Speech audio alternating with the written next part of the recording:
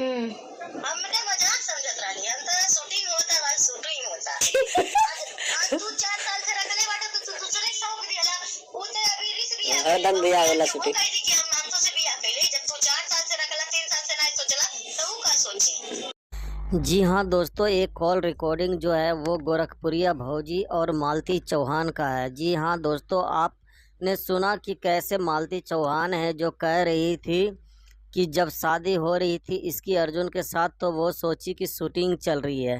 जी हाँ दोस्तों, आगे सुने कि क्या बोली है। दीदी सुना हम सारे बारे में वीडियो को बना दे तुम्हारे में कुछ ना बा हमार वीडियो को तो बना लिया हमें उसे कौनो सुना बा हमें तो से नहीं तोहार कौनो गलती बा नहीं केहू कौनो गलती। अब देखिए, मालती चौहान कह रही है गोरखपुरिया भौजी को कि कुछ भी हो चाहे तुम वीडियो बना लो, मैं डरने वाली नहीं हूँ। जी हाँ दोस्तों, तो आप देख सकते हैं कि मालती चौहान कितनी पागल औरत है जो शादी कर ली और कहती कि शूटिंग चल रही थी।